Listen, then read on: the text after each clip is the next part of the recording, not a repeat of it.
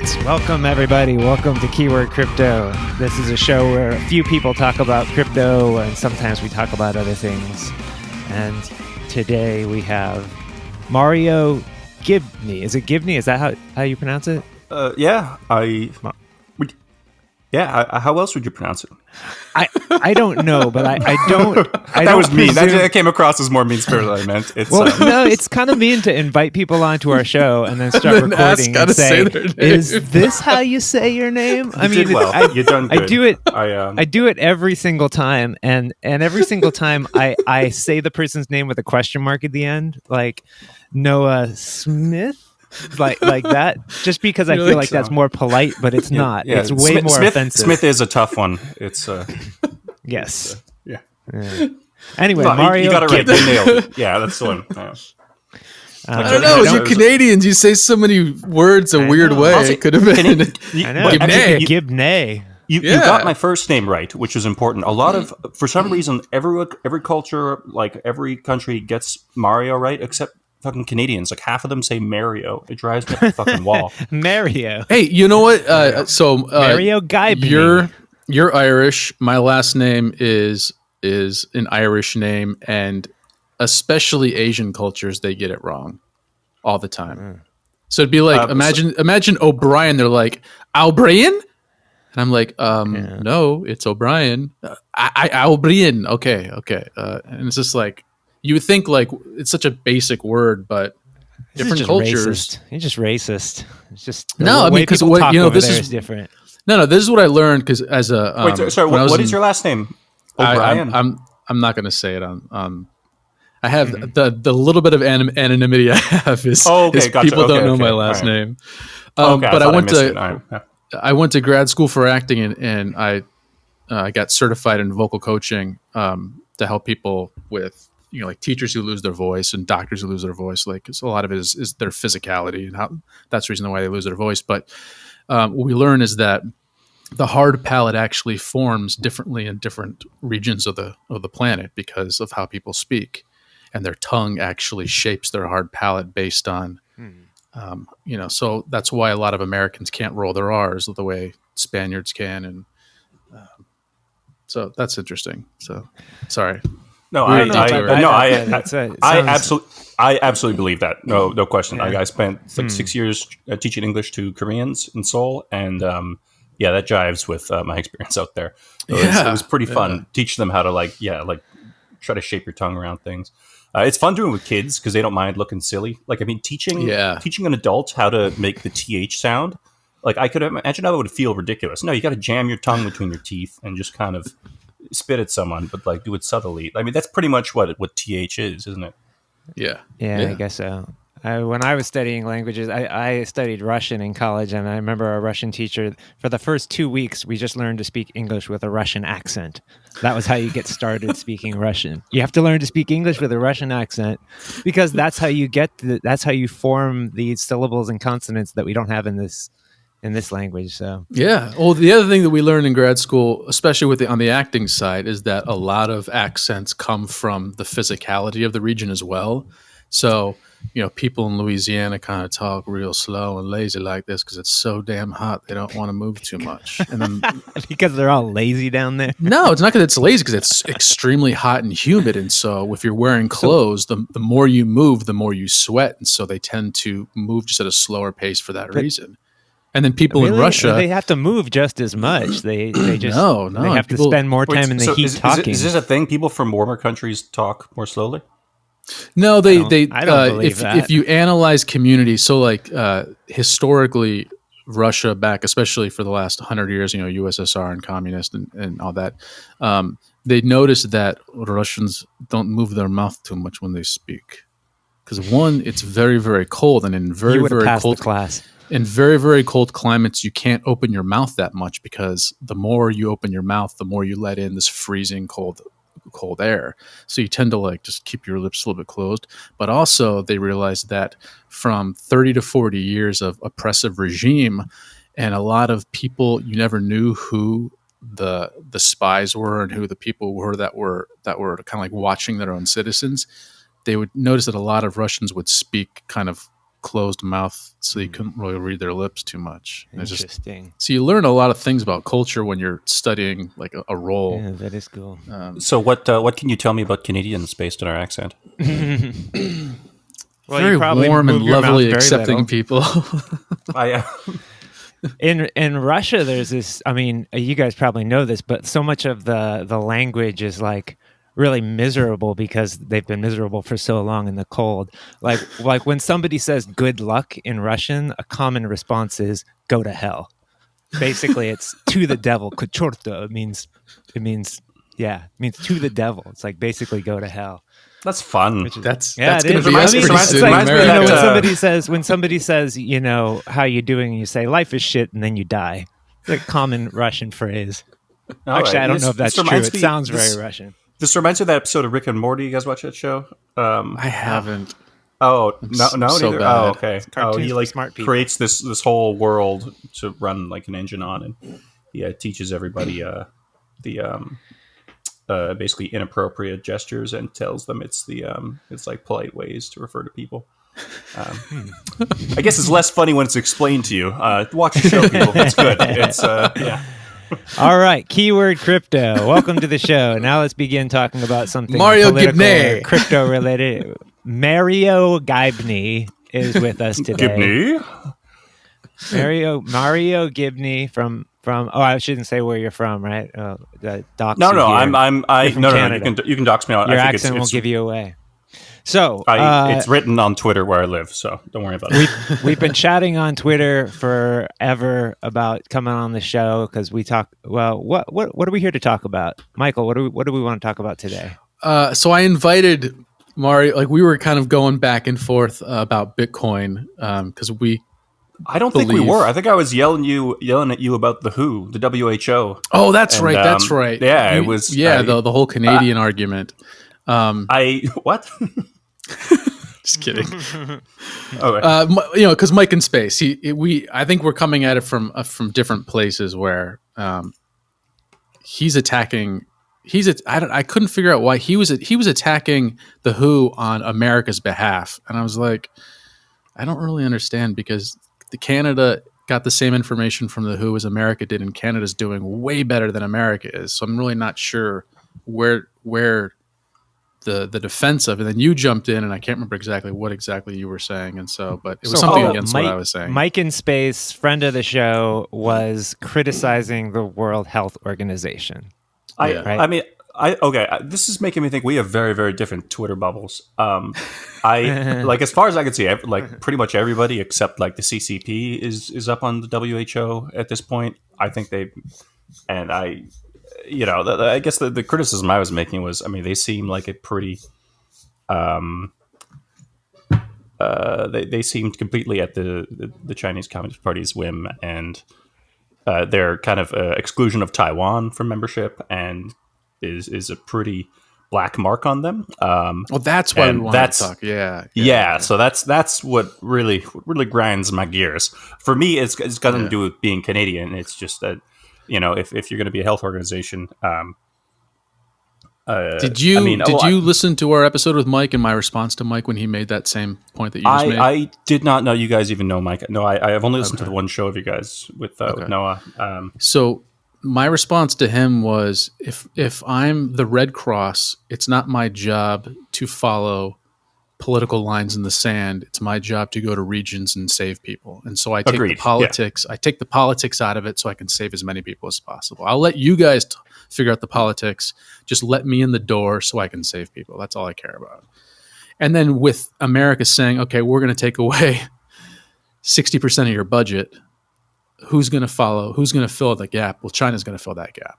So if we don't want China to have control over the WHO, the WHO, why the fuck would we be taking away the biggest amount of money from their budget and allowing a communist country to step in and fill that void and have even more control? And because, it's just like, it's frustrating on so many levels what's going on right now. Yeah. Yeah. Okay. To be clear, I'm not defending the decision of defunding the WHO. I think that will exacerbate the problem. That's not a position I was taking. But I don't think. And I get your point in terms of like, if you're the Red Cross, your health organization, you should be playing politics, but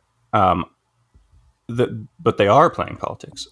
It's actually impossible for them to exist without doing so, because if they were to accept Taiwan's membership, China would withdraw funding for them. And so they're kind of forced to choose one side in this political thing. So, it's not as though they have this, like, I'm encouraging them to take a political stance and they're currently neutral. It's quite impossible for them to take a political stance because, just the way geopolitics are at the moment. And wow, that's fucked up. and the thing is, like, I don't even blame really the individuals of the WHO, because I'm sure that like a lot of them have joined the organization because they want to help improve, global health, and they're just in this awful situation where a significant part of their funding comes from a power that says, we can't include, this country. So for me, I'm not actually like angry at the WHO, but I think it's important that the world kind of raises a bunch of hell over this. Ultimately, I feel like the easiest fixes for this is for America to step up and replace China's financial backing. And then WHO can say Taiwan exists. China's going to walk away, stop giving us money. America's going to come in, fill that void, and then we'll do whatever America wants at that point. Yeah, but I mean, then you run into the problem of like then WHO admits Taiwan, and then the CCP would probably withdraw from WHO, and then we have this massive problem where 1/6 or 1/7 of the world's population are no longer included in what's supposed to be the organization that administers global health. I don't know what the solution is. Now you're advocating for my side. It's tough. No, I'm not advocating for anything. I have no solution. I don't know what the solution is, but I know that. But what I'm very, very confident of is we shouldn't pretend that the WHO is an apolitical organization that's doing a good job and everything's hunky dory with them. And I'm very, very concerned about the CCP's rising influence globally, and this is just one way of me bitching about it and making sure that I do this on Twitter, so I'll never really get to visit China at this point. I mean, at this point, I don't feel you're missing much. I went 25 years ago, and it was fucking gorgeous. This is before any industrialization. Not like that anymore, probably. Outside of like a square mile inside Beijing, it was just literally all trees as far as the eye could see. And then now I see pictures that friends send me, and it's just like, it looks awful. So, but 25 years ago, so I've never been to China, but I'd love to go. So much history there. I've never willingly been to China, but I got stuck there for a day 2 years ago. Coming back, I was flying back from Korea to Victoria to interview for my current job, and there was a layover, and I got stuck there for 24 hours, and it was weird. It was almost like they wanted to give me the whole "here's what's wrong with central planning" tour, because I got issued 24-hour passport, and they're like, we're going to take you off to this hotel. And they put me on some bus, and they take me out into it was the middle of nowhere. It was just a whole bunch of big, dreary concrete buildings you could see were just unused and were just built because some bureaucrats said they should be built. And the hotel we were in, really, you could see it wasn't a hotel, but it had been repurposed. And they told me, you might get a roommate, you might not. I was like, okay, it's good to know. I was like, don't worry, they'll be the same gender and nationality. I was like, okay, well, that's great. No Canadian, whatever, do anything shady. I did have the room myself. I wasn't planning on actually staying in China for more than a 2-hour layer of the airport, so I didn't have a VPN or anything. I was trying to get a hold of people and stuff. And then I had this free night there. I was like, okay, what am I going to do? So I went to front desk and I said, is there anything fun to do around here? And she just kind of looked at me confused. I repeated it, and then she laughed. She goes, no. And that was it. So I just went back to my room, and I forget what I did. I think I read a book, and then she had to reach back into the furthest depths of her memory to it was clear. No one No one had ever been dumb enough to ask this question about this location before.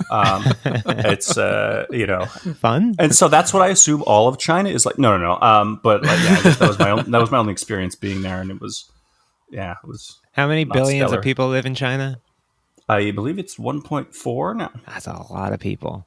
Yeah. So Mario, you mentioned that you were traveling for work. Do you still have the same job? What is it that you do?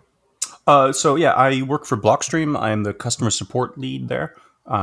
So I'm kind of half on the Blockstream Green team and half on the marketing or the Marcom team. Wow, man, a lot of our guests are very anti-Blockstream. Yeah, explain Blockstream from your side.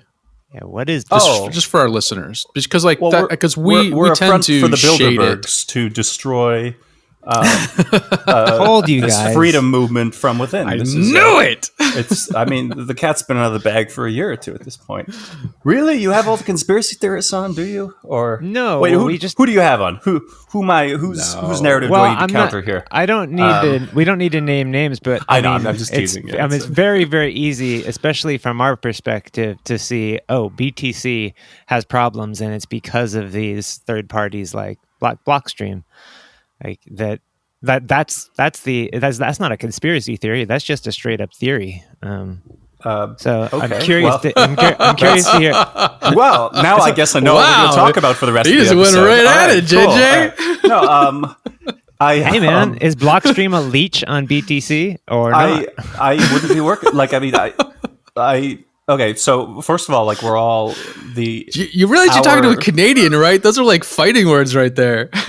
Okay, there were a few questions in there. What do you want me to start with? Like my role? What do you want me to just explain the whole mission? Just explain the mission. Explain what Blockstream is. What Blockstream is. Okay, I can promise you even if we're royally fucking up, even if you make that assertion, myself and the other people at Blockstream, we really, really believe in the Bitcoin project and are doing what we believe is best to help us succeed. And I am very, very confident that most of the key people at Blockstream would quit if they started to believe that what we were doing was not what was best for the Bitcoin ecosystem. That's my stance, and I'm sure that's the case of most of the kind of people I've interacted with at Blockstream. I mean, we have half the staff at now. So what, you want me to describe our different products and stuff? Your products or your business? Yeah. What is it? Business model. Okay. The brand, maybe? Sure. Okay. So our main project is Liquid, which is this inter-exchange settlement network. It's one of the first production side chains, which is, it's a federated network for to allow you to transfer Bitcoin and other assets between exchanges and parties on the network more easily. So it's it's basically, it's less central. It's somewhat more centralized than Bitcoin is, but the kind of point there is if you're sending money from exchange A to exchange B, you're trusting them already. That's already essentially a custodial transfer. So there's no point in using the blockchain for that. So you can use something like a side chain, such as Liquid, and it also allows you to issue other assets. Because a lot of us are quite critical of Ethereum. I don't think Turing completeness is a great property for a blockchain because I think it makes blockchain scale even worse than they already do. And so Liquid allows you to get a lot of this asset issuance, these features without as much of the kind of resource burden of having all that issued on a proof of work ledger that all these nodes have to account for, right? Man, I was not prepped to pitch Liquid on this. That's okay. I hope I don't get fired for that. No, I mean, okay. So that's the basic gist. I mean, we also do a lot of other things. We fund quite a bit of open source work in the space. We have a team working on Sea Lightning, which is completely free and open source. We got a research team, which is Andrew Polstra, Peter Welle, and I think there's at least one or two others I'm forgetting that do a lot of work into kind of cryptography that's relevant for the space. We've done things like confidential transactions, which are a way to improve privacy and legibility on the network. We also have our satellite project where you can stay synced up to the Bitcoin network without using a ton of bandwidth because we broadcast blocks down from space. What else do we have? We've got our price data feed. Let me know if I'm getting boring here. No, I'm or curious. If you want to dig into any of these. I'd like how does Blockstream make money? Well, right now we make quite a bit from mining. That's kind of our main revenue input at this point. We also make money on Liquid, partly from the fees paid on there, partly from joint ventures that use the asset issuance property, and we Liquid is developed by us, but it's actually administered by the members of the federation, and so they pay us monthly fees for basically maintaining the network. It's similar to kind of, are you familiar with Red Hat and kind of how they found it's similar in that model, in that, like, you can give away Linux for free, but then, if you want support for it, you pay Red Hat. So we kind of modeled. It's kind of like you building a brand around BTC that mainly exists from mining revenue. But you're able that's just at present. I don't think that mining is going to be the majority of our. I don't know this for sure. Again, like, this isn't my area of the company I'm in. Like, I'm the support guy. No one's going to hear this podcast. But no one listens to this anyways. Also, if there's something you don't feel comfortable about, just say you don't. You just say you want to move on. We're not going to be. No, I don't mind. I don't want you to feel like we're like sandbagging you. No, it's fine. I don't mind answering the questions, but I'm just kind of reminding people that, like, this is. When you say, when I'm making predictions about where most of our revenues come from, I don't think it's going to be mostly mining, but don't take that as an official statement from Blockstream. That's all I'm saying. The only reason the main reason I'm curious is because we've interviewed several third-party crypto businesses, and it can be hard to tell where the business model is in many of them, probably because many of them are research oriented. A lot of them are they're based around small fees, but they spend most of their money, time, and energy promoting crypto or promoting Bitcoin or Ethereum. When we had Jing from Optimism, a company that specializes in optimistic rollups on Ethereum, she admitted that their business model was basically to get investment money at this point, and it's a nonprofit. Well, yeah, it's a nonprofit, but also they're kind of banking on the value of Ethereum and what they do. They basically probably have a stockpile of Ethereum, and they're doing everything they can to make it more valuable. Well, that's like the Chain Code Labs model. Are you familiar with them? No. I'm sure there's lots of businesses like that, but yeah, no. What is that company? Chain Code Labs was founded by was it Alex Marcos, someone else, I've forgotten his name, and then Matt Corrala. Matt Corrala was one of the co-founders of Blockstream, but he left about 3 or 4 years ago. But yeah, it seems like they're kind of like, hey, we just bought a ton of Bitcoin, and we're just going to fund open source development on the protocol. So it sounds a bit like their model, which is kind of an interesting model. Well, it's interesting. They've been go ahead. Oh no, I was going to say, I think that it's an interesting model, but it's very, very popular. Even if you go outside the technical aspects of it, a lot of people, all they do is they promote their content about Bitcoin, hoping that it goes up. They're just shills, basically. So there's kind of the technical shill, is just, I'm going to put a lot of research into this to make it bigger and better and stronger, so that more people use it, so the value of my stockpile goes up.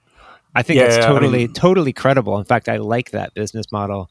I think it's unsustainable in the vast majority of cases, and that's not at all what that's not what we are aiming for. If that's kind of the veiled question here, most crypto, in my opinion, is pretty unsustainable because it's based on this kind of number go up thing.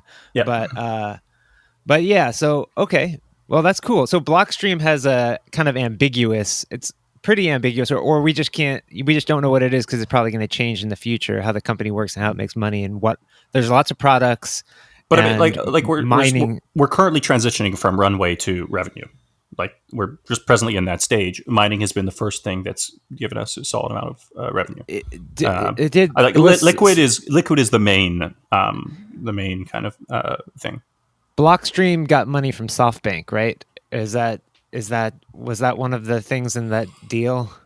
I No, I don't mind you asking, but I don't actually know the answer to that off the top of my head. Like our main investor was Reid Hoffman from our seed investment, and yeah, we've had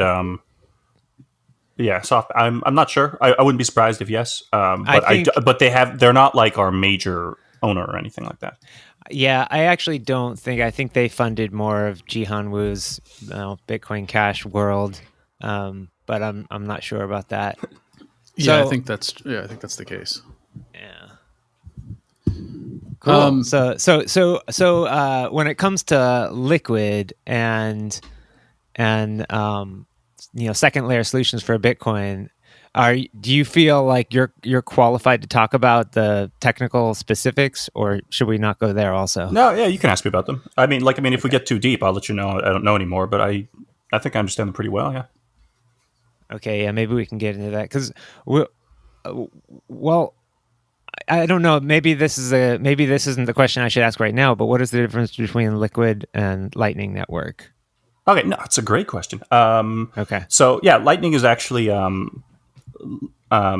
In terms of use case, Lightning is better for individuals making small payments. Lightning is actually trustless. It's you can like run your own node, and there's no custodial aspect to it. Whereas Liquid is better for larger payments. Liquid is more of a settlement layer between large players, and you can also use it to transact from exchange to exchange. But it's essentially a custodial system run by Federation. Lightning is completely non-custodial. Lightning has other issues in that it's not as good for large payments because you have to keep the funds in a hot wallet. Also. One of the challenges for Lightning is routing issues, which are generally constrained by the quantity, the size of your payment. Whereas a Liquid doesn't have that issue. Liquid is similar to Bitcoin in that it's a broadcast network you can send to and from anyone, and the size of the transaction doesn't matter. So does that give you a general gist of it? Yeah, sure. Yeah, Michael, so I guess keep going? Okay, go ahead. With Liquid, what's and this is going to sound harsh, but what's the point? Lay it on me. What's the point? Why would you waste money using Liquid when you could just if I'm Liquid and I need to send, I'm doing a $10 million transaction with a bank down there. Why would I use something that charges fees? Why wouldn't I just Bitcoin charges fees? Yeah, but why wouldn't we just use a database between friends who we're partners? We have an agreement that we're gonna have a settlement layer. Is your question? Why would I use Bitcoin at all for that? Are you asking me the value of a sovereign currency? I'm a bit confused by the question. If the two of you, sorry, I don't know if this is JJ or Michael talking right now. Sorry, this is Michael.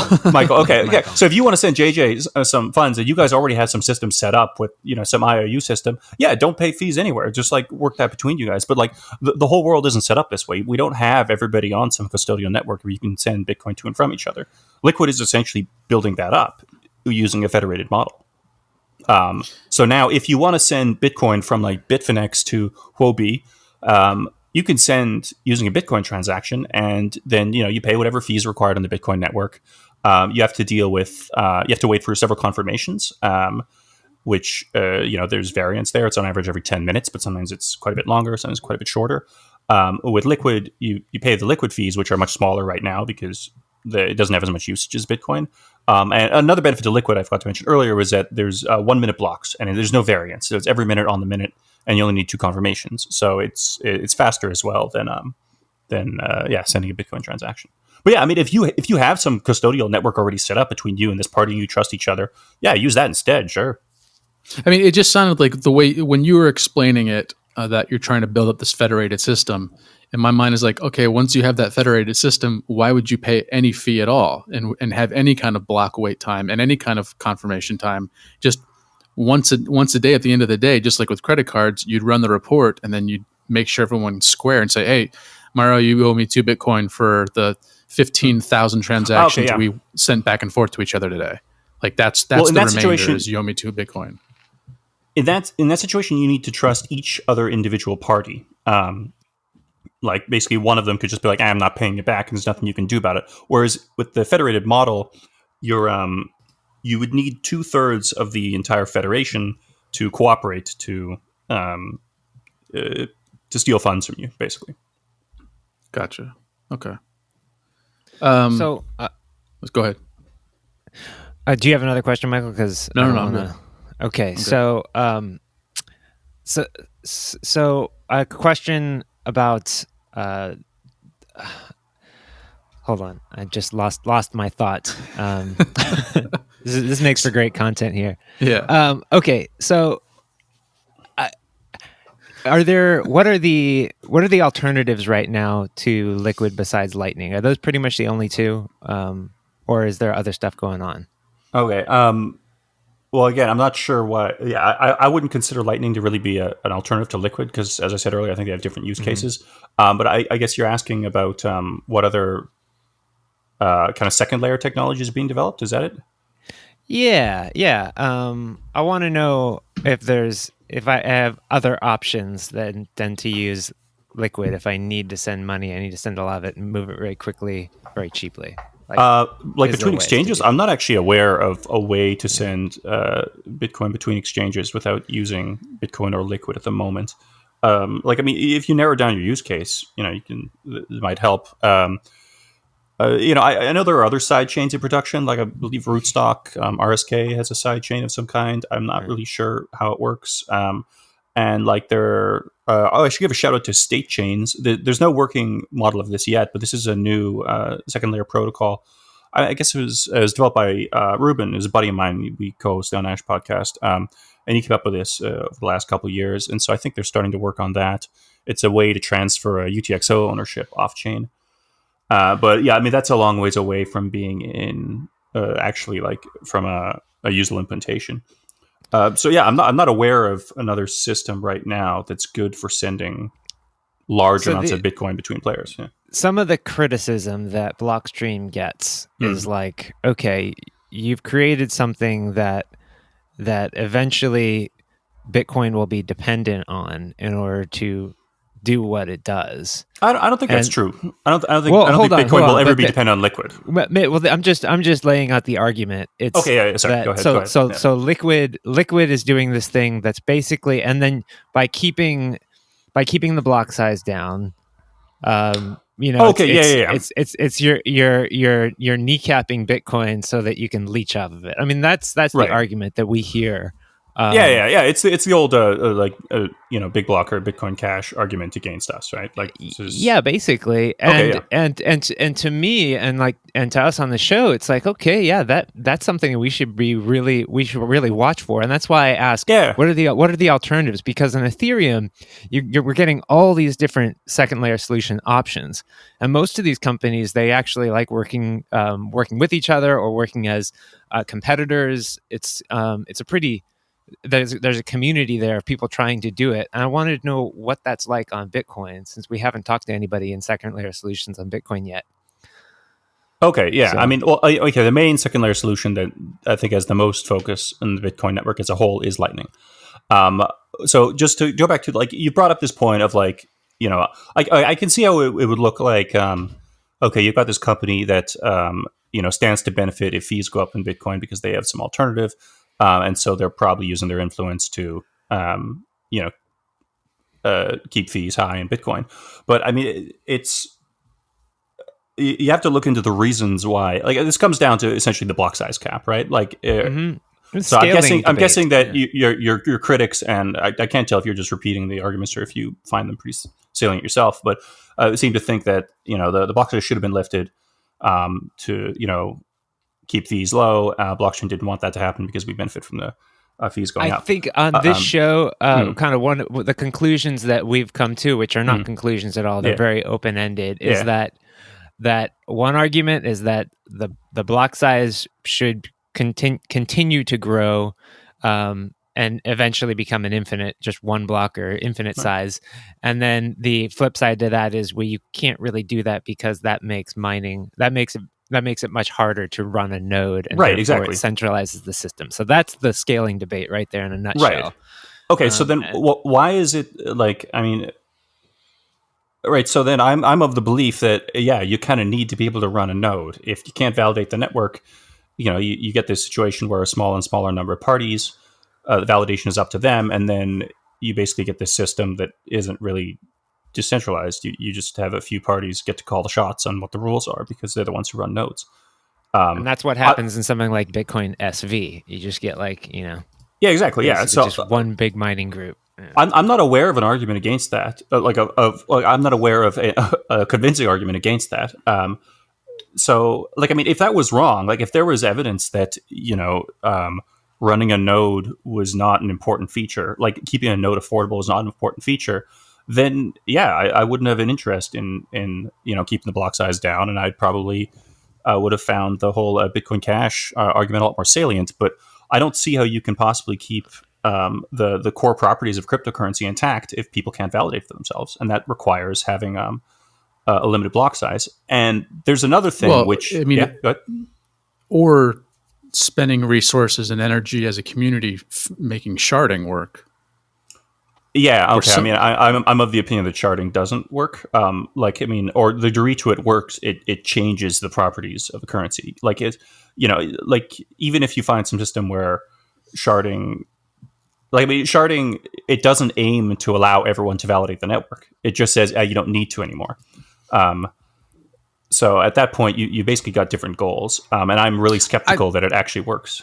I disagree with that. I feel like if you had a hub of, let's say you had 1,000 full nodes around the world broken up by region that overlapped.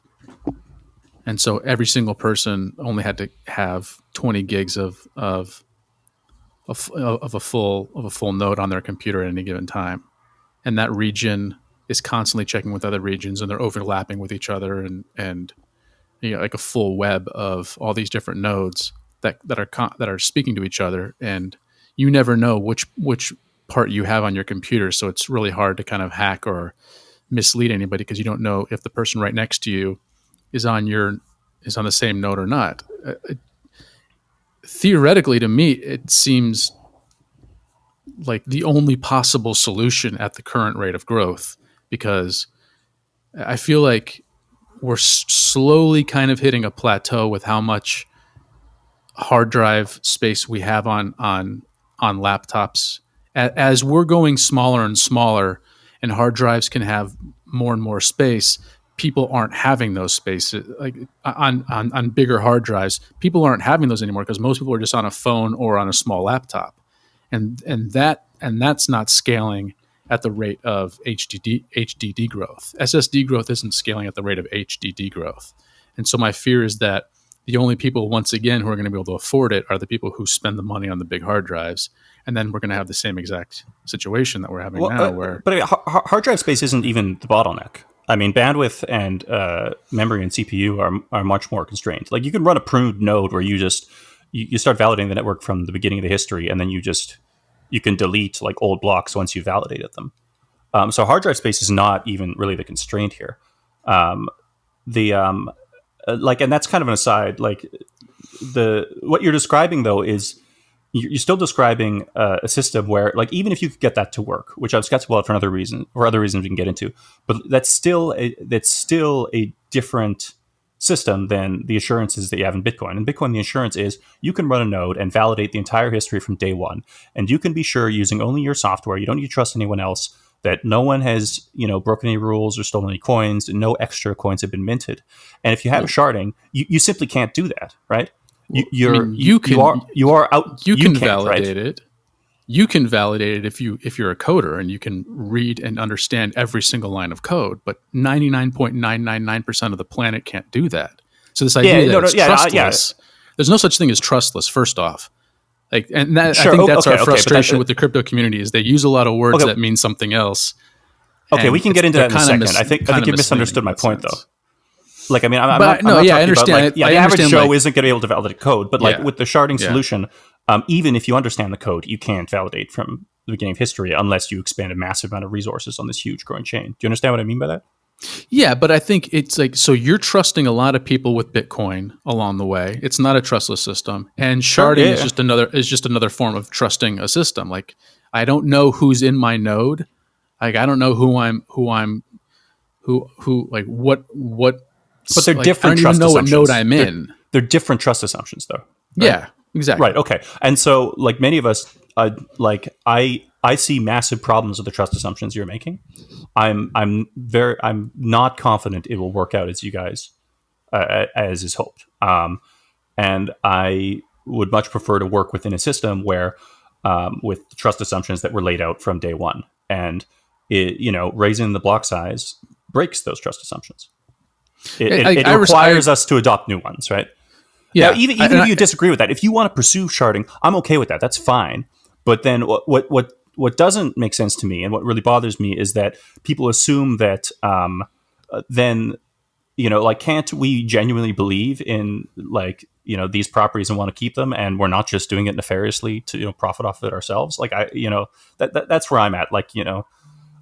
I would absolutely agree with that if I felt that there wasn't a stranglehold on developer growth in BTC community. Because what do you mean by that? From everything I've heard from people who work in the space or who work in cryptocurrency, they say that every time. So Paul's a perfect example. Paul Stortz. Yeah, he's been trying to get something. Paul. Paul's great. We've had him on the show a couple times. Yeah, so he's been trying to do something on layer 2 for 6 years now. Drive chains, and every single step of the way, he's been denied. He's not allowed to run something on layer 2. To me, that's mind-boggling for a cryptocurrency space. Do you know the reasons he's been denied that?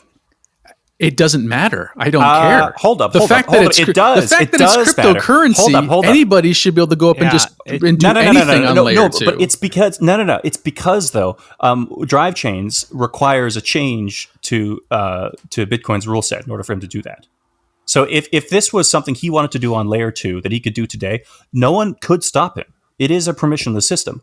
But now drive chains, I don't understand drive chains super well. I don't have a strong opinion of whether or not they should or should not be added.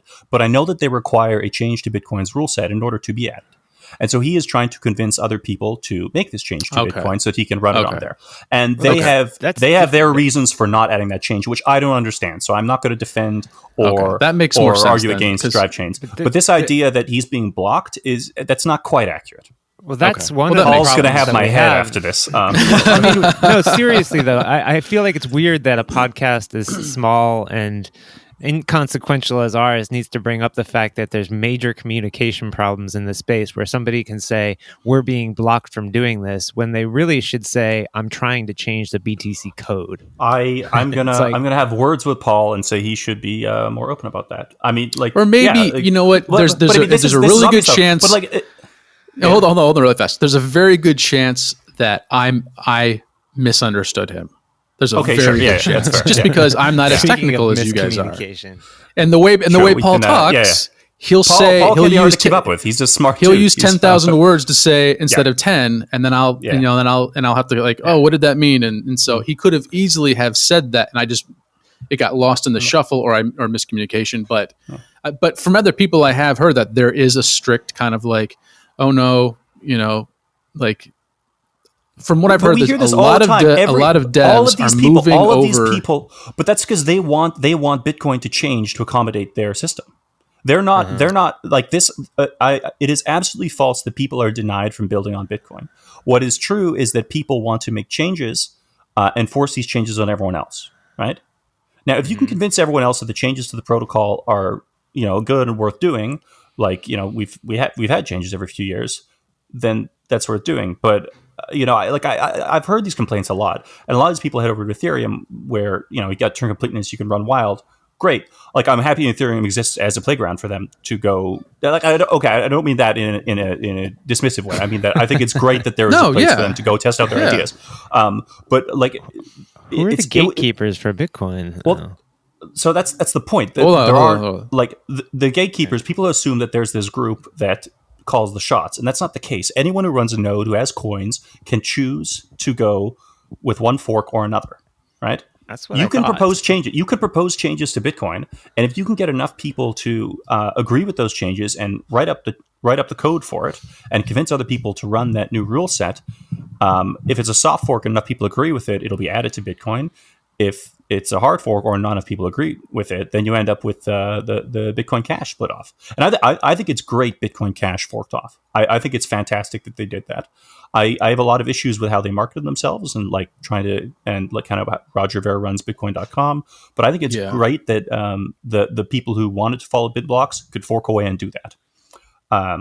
But the problem is when they try and insist that everyone else needs to change, that we need to change our rules in order to accommodate what you want to add. That's where the problem is. So from what it sounds like you're saying is that it's BTC is the problem, not the quote unquote gatekeepers of BTC. I don't think there is a problem.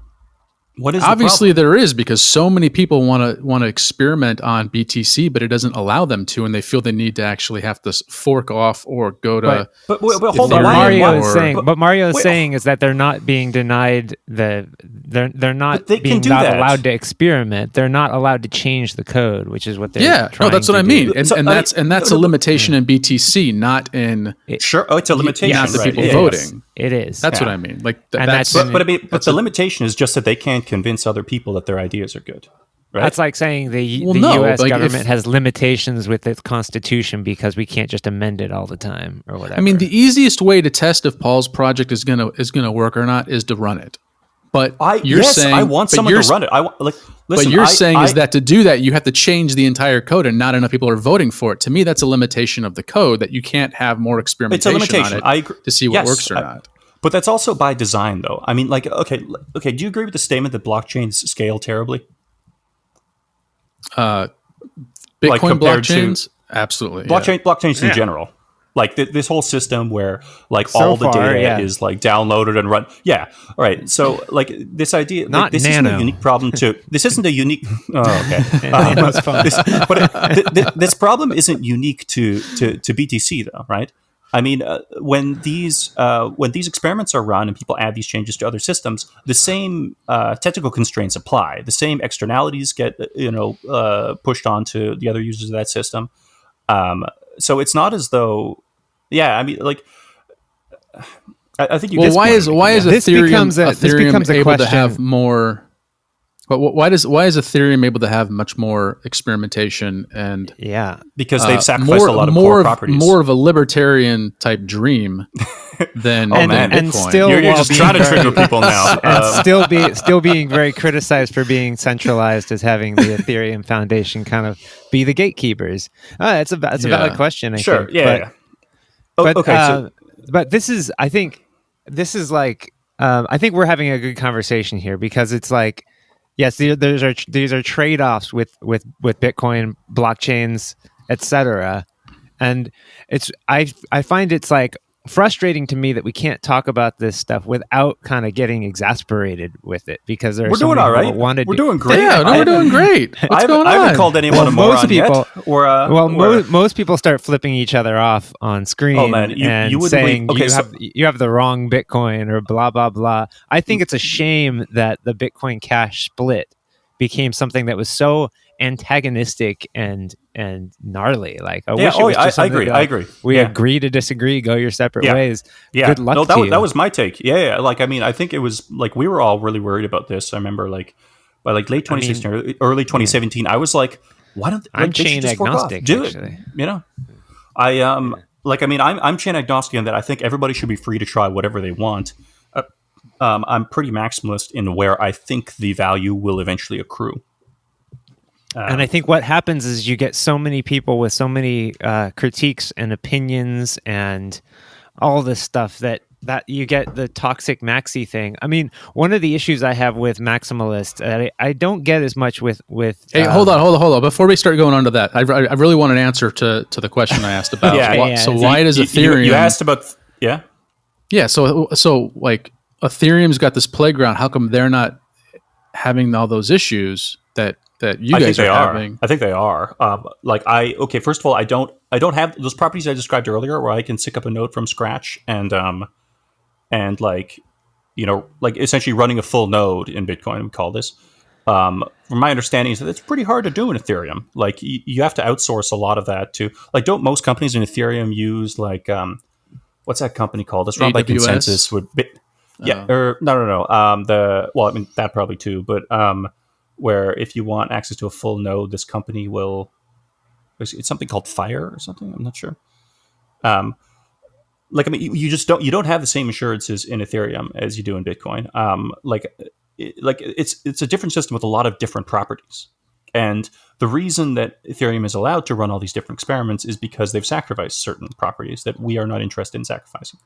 The inflation rate, for example, is unpredictable in Ethereum. There's like an indefinite amount, and it kind of varies with like how many like uncle blocks are created or whatever. I don't know. Which exactly I think you would like as a non-libertarian. Well, we can get into the inflation thing, because that's a whole different animal that I've earned a bunch of ire from coworkers topics. And other. Yeah, I'm not as. Okay, we can get into that afterwards. That's a different rabbit hole. But I think the Ethereum system is worse though, because the Ethereum system, it's not even predictable, and you don't have these the same assurances. It's a different system with different properties. It allows them to do that. Ethereum, they're welcome to try it, but you can't pretend that Ethereum retains all of Bitcoin's core properties and lets people experiment. That's simply not true. Oh, absolutely not. Absolutely not. And I think, and it seemed like Vitalik, when we had him on, that wasn't really necessarily his goal. That's lot fine. Of the stuff that reason why he was doing is because he couldn't do those things on Bitcoin, and he wanted to do more things. And so that's why he created it, he said. And so sure. I guess my frustration is like, why are we all mad at Ethereum? Yeah, I mean, we can have cars and we can have trucks. They do different things. Yeah, okay, but we both have to share the same road. My problem is I think that Ethereum markets themselves implying that they have. I think they make lots of misleading claims about themselves.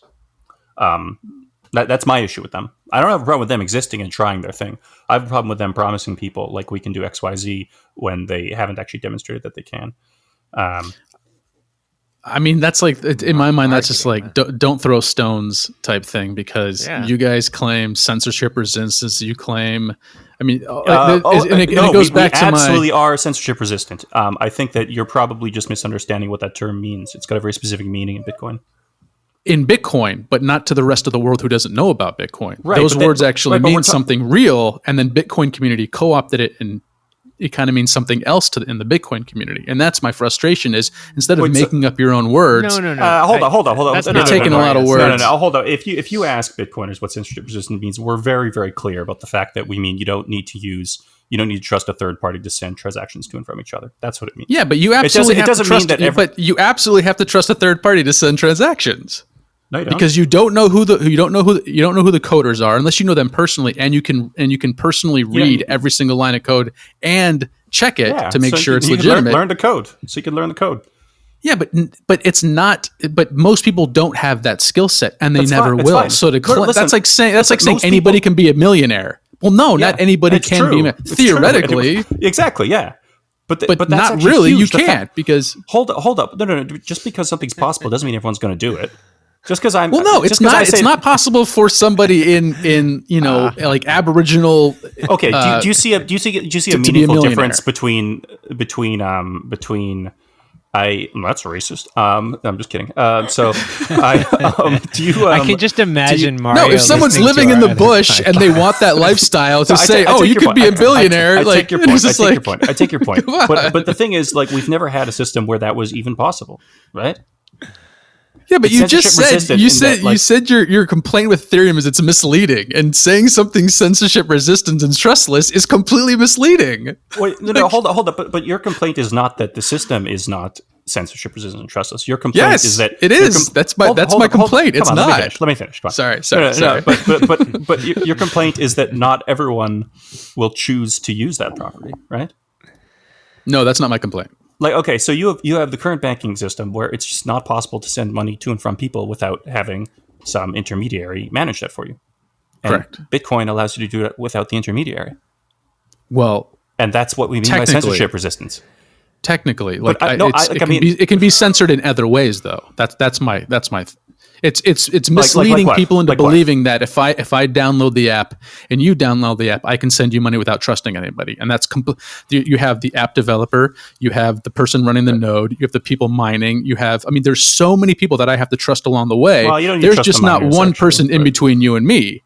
Like, I don't have to trust anybody in between you and me, but I have to trust everybody around me. Okay. The difference, like, I would say, you have to trust the miners. Right. But okay, we can get into that if you want. But the difference there is that, like, I mean, you're asking me this, and I'm telling you specifically what I mean by censorship resistance, and you're like, but you can't do this. I'm like, yes, we mean specifically you don't need to use, like, have an intermediary hold it. You can directly manage your funds. You get the software. Sure, you have to trust the makers of the software if you can't write the code, or you trust the general. I mean, okay. Like, do you not think there's a meaningful difference there? How would you? I would say come up with a different word. I would say come up with a different word that means what it actually means. Because censorship resistance means something to people outside of the crypto community space. It actually has a definition. And when you take that word and say, now it means this, people who come into the space are going to think that's true, and they realize, oh shit, that's not true at all. Okay, I'm sorry to jump in here, but that's part of the root of the problem. That's part of the root of the problem with a lot of the animosity between Ethereum and Bitcoin, is that you guys are just using different definitions of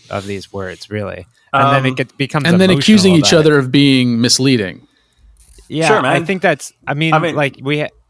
Go ahead, Mario. I can imagine you listening to our other podcast just going like, oh, hold on, guys. Wait a second. Like, shut up. I definitely thought that a couple times. You guys were talking to Noah about the BTC BCH split, and I was like, I was like pulling my hair out.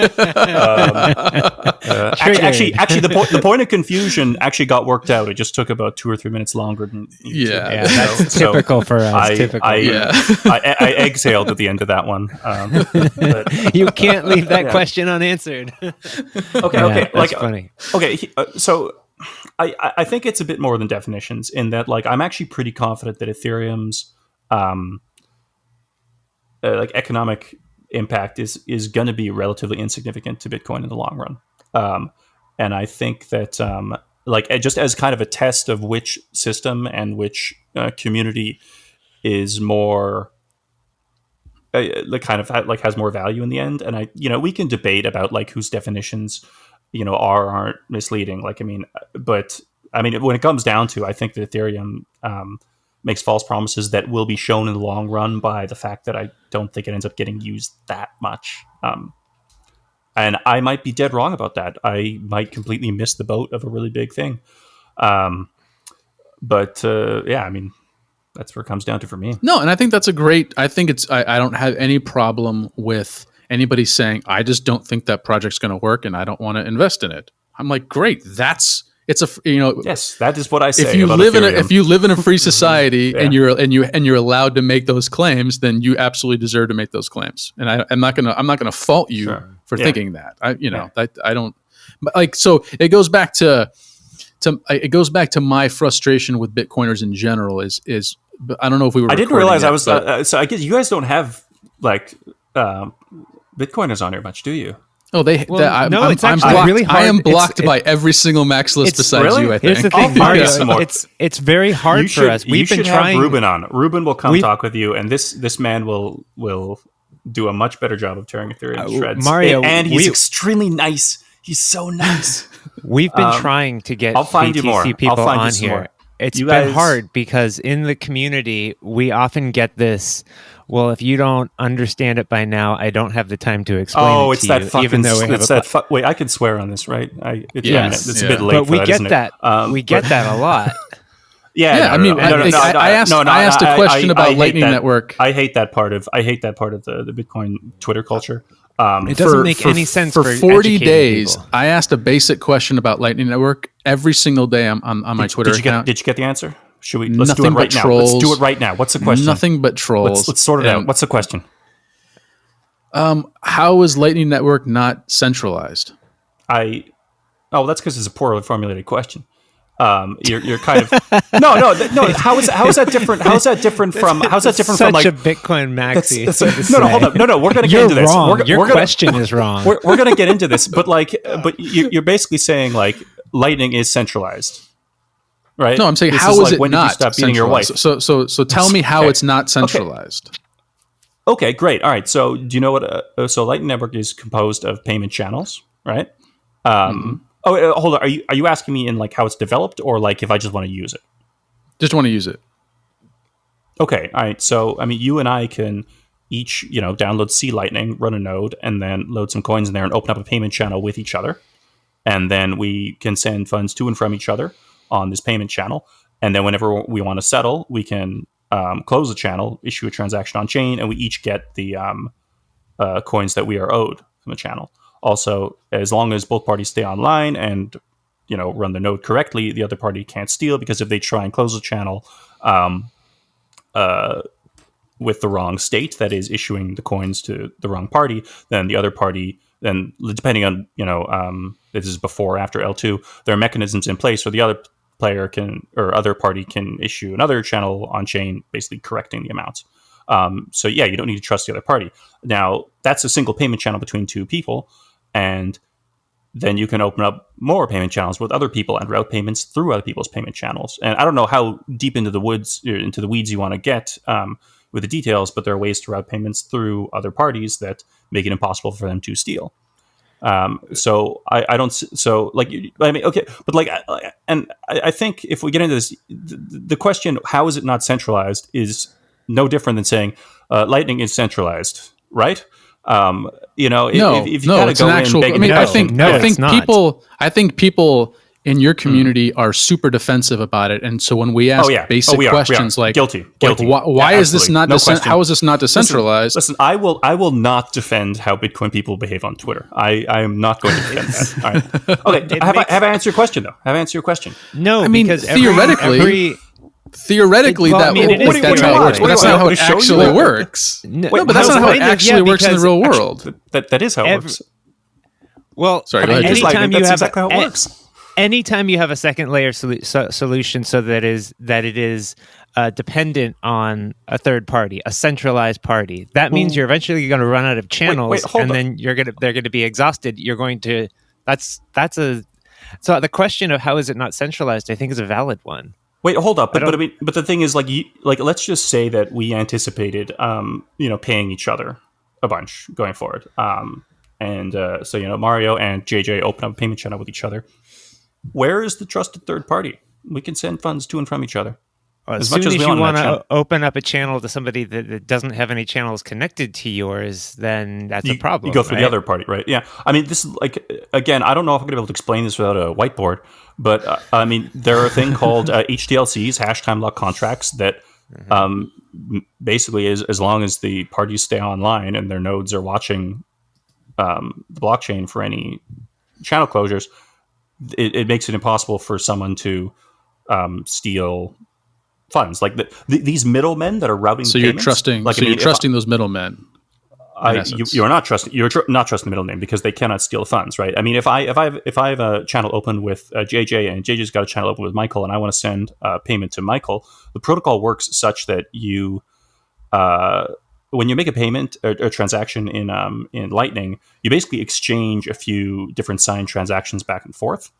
And the final one that kind of solidifies the state of the channel actually happens at the end of the transaction first. So if I'm paying Jason, who's paying Michael for me, the payment from JJ to Michael happens before I pay JJ. And like, I mean, like, at this point, like, if actually, you know what, I have a webinar I did on this. I will send to you, and this should answer your question. Perfect. We'll put it in the show notes. I'm down to check that out. But I think the problem that we have is eventually you don't have channels. So it's like what do you mean you don't have channels? I mean, you're going to get to a point where you need to pay somebody, and there's no channels open to anybody, and like, so Lightning requires. Wait, why are you making that assumption though? It requires a convoluted network of channels that are open. Now, I'm just saying, like, wouldn't you, at a certain point, you would have to trust some escrow or third party or whatever. Why? Otherwise, well, you just said at a certain point there won't be channels. Like, I mean. Yeah. Why? Like, you mean like you won't be connected to everyone on the network all the time? Is that what you're saying? Well, that's no, okay. You won't be connected to everywhere, or you won't be connected to anybody who's in their network. Who's in their net? Well, I mean, it's all one network. Don't you need connected networks? Those are the channels. I mean, I obviously don't understand Lightning well enough, but I thought it was that you need to. Right. Okay. So I think this is part of it. Nobody has the time to explain it to me. Well, okay, but hold on. But it seems as though if you search like how does Lightning Network work and like watch a few.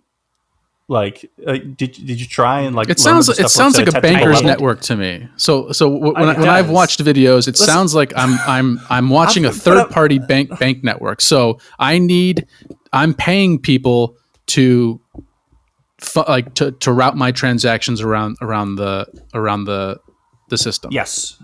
No, I understand. And so how is that? And how is that not? So how's that not different than using a bank? Outside of you're saying that they can't steal my funds. So I'm going to grant you that and say they absolutely can't. But still, it's like I'm paying fees to all these people to send money to you when I just want to send money to you. I just want to give you $10 and I got to pay all these fees. Okay, so in my mind, it's just like I didn't claim it was free. I just said it wasn't centralized. Okay, like centralized implies it's all got to go through some single party that manages it all, and that's just not the case. You can open up channels with anyone you want. I'm not even talking about like funds being stolen. I just think that eventually you won't have channels to there won't be a network there. I mean, why? Why do you think that? Well, because we're already seeing centralization of the hubs. Require channels to be open. Okay, you guys are both talking at the same time there. Yeah.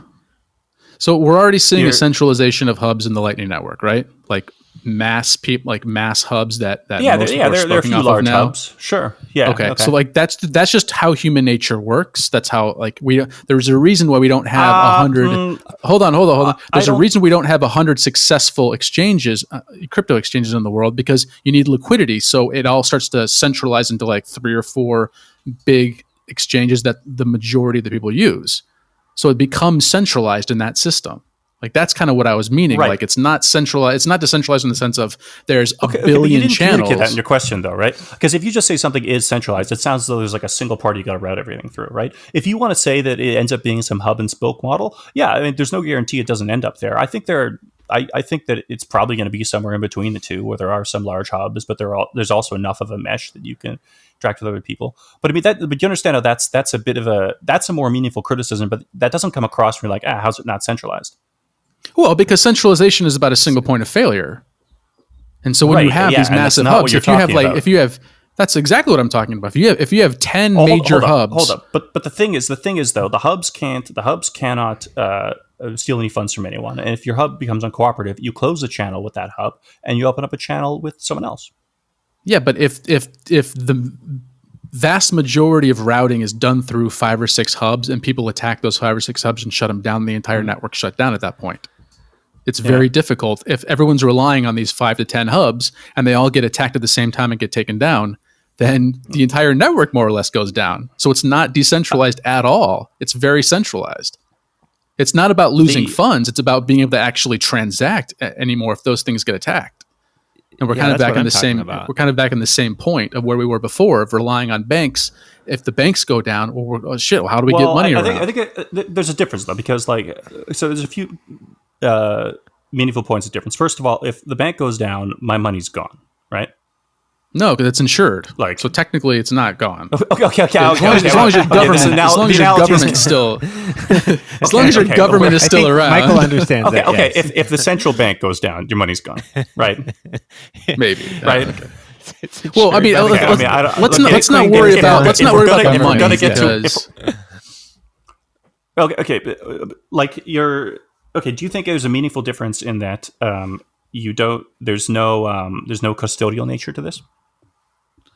I disagree with that because everything is custodial at every single step of the way. It's custodial of like downloading the app. Hold up. But custodial means.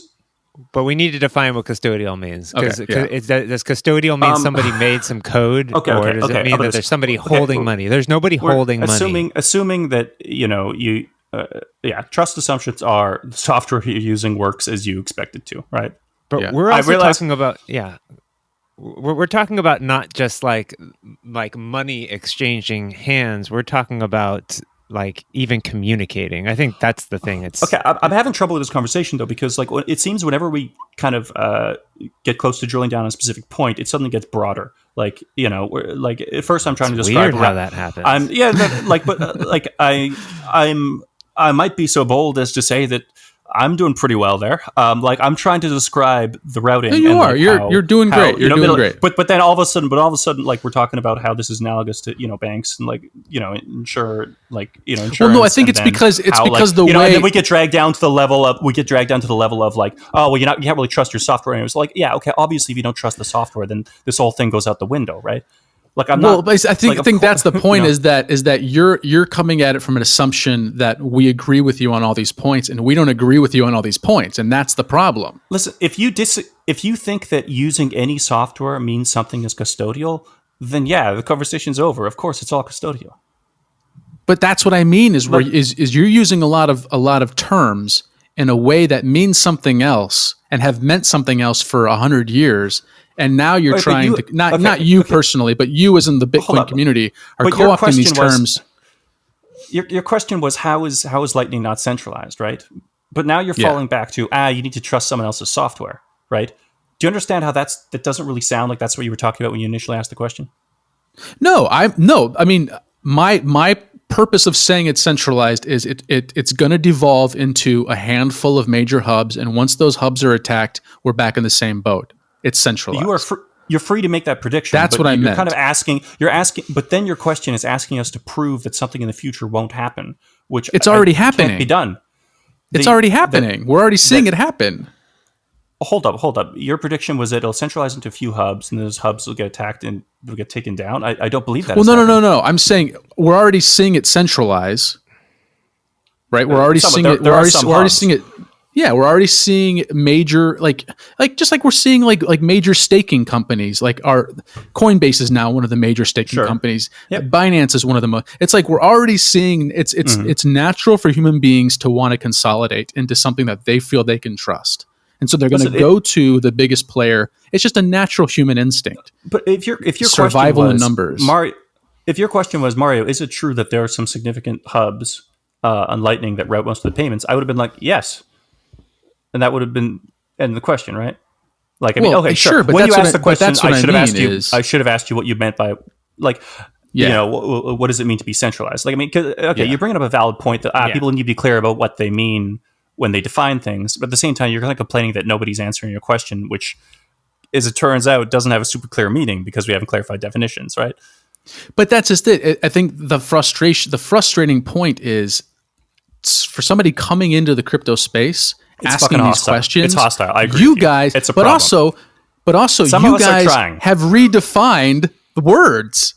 And so when we say this is centralized, you're like, it's not centralized for blah, blah, blah. And you're like, but that's what centralization means. Yeah. To say it's and you guys don't seem to know what centralization means. Centralization. Okay. The term centralization, I don't think has a broad meaning. Like if you ask a random person on the street, like what does centralization means? Like they're probably not going to give you super consistent answers. So like this is going to happen in every niche technical space. There's going to be some words that have a more specific meaning than in the broader context. Like you can't complain that happens, right? Well, now, sure, I absolutely can because if you want to complain that the Bitcoin community isn't friendly to newcomers, isn't friendly to newcomers, and isn't good at explaining that stuff to people, guilty, man. That's a big problem, and I wish we were better at it, and I personally try and do that better. You're talking to us. Yeah, I'm like, this is not the conversation I was expecting to have, actually. It almost never is. we never know what we're going to talk about. I guess it would have been really boring if we just kind of agreed on how libertarians suck. We actually have to. I have to wrap up pretty soon, so I want to. This has gone by fast.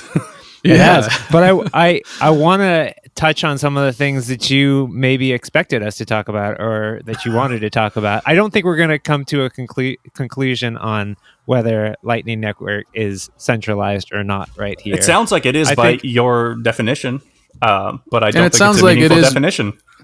Yeah, and it sounds like you agree with it if you agreed with my definition. And we're just differing on what the definition is. But it seems like we're agreeing on some of the same points. And I think that's what I get frustrated with the Bitcoin community on is it seems like a lot of the things we agree on a lot of the similar stuff, but because of the defensive nature of the community and they're just in attack mode all the time, them, not you, because you've been wonderful about. I'm an angel. You know, totally, you are. And maybe it's because you're Canadian. Maybe it's because you're just a nice person. Irish blood. Who knows? But like, and also Irish people love to debate, and that's it's like you and me yelling at each other right now. It's great because we're just laughing it off and like. But a lot of people can't handle that kind of stuff. I'm going to cry for half an hour once we're done. Every guest that we've had that kind of talks about Ethereum has been very cool and very patient and has really, I mean, they've been very informative. And then we can't even get somebody from BTC on the show except for you. Well, so there you go. We're super grateful. Well, honestly, man, kudos to you. This is one of the first times I'm stepping out of the bubble because like. I think a lot of it has to do with there's just so much stuff to learn in Bitcoin. I can barely keep up with it that I've just kind of, I do have a bit of an echo chamber that I just don't pay attention to other altcoins and what's going on there at this point. Like the few times I look into it, I'm kind of like, not for me. But I don't know. I feel a little bad because we usually don't grill our guests like this. No, this is good. I would have been, I wasn't bored. Okay, great. I like honestly, I'm glad you did because I would rather like your. I guess no one listens to the show. You said right? No. No one's going to listen to this one. Ouch! Just kidding. I'm glad that if the rest of your guests have been ragging on Bitcoin and Blockstream, that there's a bit of a counter response here. This will be interesting. This is like when we have a guest that confuses us on the show. Like the same thing happened with Paul Stortz. Actually, we actually had to can an entire episode. I fucking love Paul. But fuck, man, it's hard to keep up with that dude. Well, we did an entire like 2-hour interview with him where I just asked him the same question over and over and over again. What was the question? It was something like what's Austrian economics? What is Austrian economics? Oh man, I swear to God, it went on for an hour and a half, and I was like, holy shit, we need to turn this off. And luckily the recording was bad anyway, so he didn't publish it. But yeah, that was an hour and a half of my life was just asking him to explain what Austrian economics is, and then all he would do is name drop a bunch of economists, and that was it. Yeah. I love Paul. Sorry, great, Paul, though. you're a really awesome guest, and we want to have you back. He's not going to listen to this. Shots fired on both sides. All right. All right. Yeah. Well, let's. Honestly, I would love to have you on again and talk about more about maybe about how. I feel like we've just barely scratched the surface. Absolutely, but I also feel like we should start working together on how to change the crypto community in general to be less aggressive towards each other and start planting some flags of peace because it sounds corny. But like you can't. The thing is, you can't change other people's behavior. What you can do is you can just seek out the people who are genuine and No, that's what I mean. Like lead by example. Yes. Lead by example. Yeah. But also maybe build a website that actually has clear definitions of words, so everybody can start using the same word and knowing what it means, and be like, look, we here's the Wikipedia for crypto.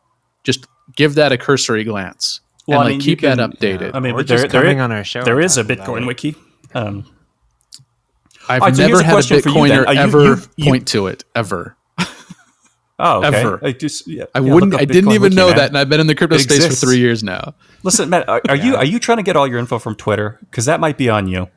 No. That's YouTube. YouTube too. YouTube. Come on. And Reddit. I don't know, Reddit.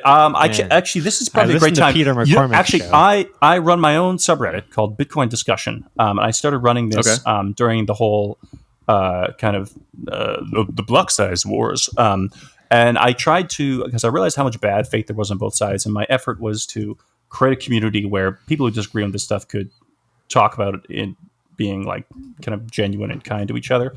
And it was a hell of a moderation effort, but this still exists. It doesn't get as much traffic these days, but if you go and ask questions there and you make it clear that you're being I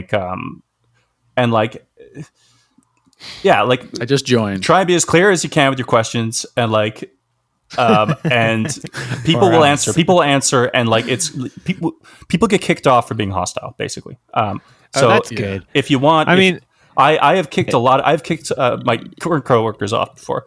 I remember there was one guy I met, but like, yeah.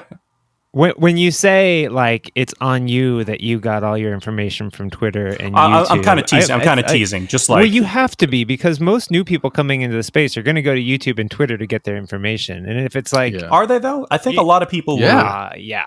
Social media is where everybody's going to learn about this stuff. Well, that's a compliment. Sorry. Hello. We were just talking about it. He was in my head. Yeah, okay. Yeah. Sorry, Mario. I've been called worse. Most people, I mean, that's how most people who don't know about something, they just kind of go on the internet and they start looking around, and that's where people are getting the internet, funneled to. Yeah. But that's where they're getting funneled to. Don't worry, I like the internet. I go on the internet sometimes. I just Twitter's not. I don't think Twitter's a great place to get like a nuanced understanding of something and like understand in-depth topics. But yeah, no, point taken. That is where a lot of people are going to go. Most people are going to be afraid to look into nuanced topics because, I mean, like here we go. Go to our Bitcoin discussion. People are nice there. Otherwise, I just joined. And I think it's a bit dead these days, but people still check it. One of the things that we're trying to do with this podcast is learn as much as we can without the feelings, without the animosity. So coming on this show and talking to us is really great, and anyone else that you can recommend that we talk to, because that's how we start with a better community, I think, because otherwise it's just all toxic. But yeah, all right, let's wrap it up. Sure. So Mario, how can people find your stuff? My stuff? I mean, I'm on Twitter. Your stuff. I'm on Twitter. Yeah. What's your SoundCloud? Mario. What's your Twitter? Mario_Gibney. I don't know. I tweet about Bitcoin and psychedelics, and that's about it. I think. You microdose? I do not actually. No, I'm not. I think microdosing is probably a placebo effect. Wow. So if you're interested in those things, follow me if you want. It's up to you, really. I'm not used to doing personal pitches. Yeah, Bitcoin and things that change your perception of reality. I'm trying to think. What else do I have online? I mean, Go to the subreddit. Check out BitcoinDiscussion. We're nice there. We try to answer questions. Nice. Cool. Sweet. All right. Use Lightning and Liquid, people. Use Lightning and Liquid. That's your Lightning. Check it out. Honestly, actually, no. I will give a bit of a plug for the company. Like, the stuff we're building is really cool and coming down the line. And if you're sending money in between exchanges, if you're sending Bitcoin, use Liquid. It makes way more sense. It really does. And despite the blasphemy you've heard on here, Lightning is trustless. I will stand by that. Granted, well, I'm glad you Blockstream. Check it out. I'm glad you're advocating for a company that you work for. I'm glad it's not just a paycheck for you. I am a big believer in what we do. I am absolutely stoked to be working with the people that I work with. Like, basically everybody I interact with at the company is extremely competent and kind, and are really trying to do their part to make the world a better place. So yeah, I'm very grateful to be working there. So let me shill them after all the hate we get. That's awesome. All right, well, there you have it. Mario. All right, thanks everybody. Blockstream, not just a crutch for Bitcoin. Not just lizard people. Yeah. All right, everybody. Thanks for tuning in. See you around.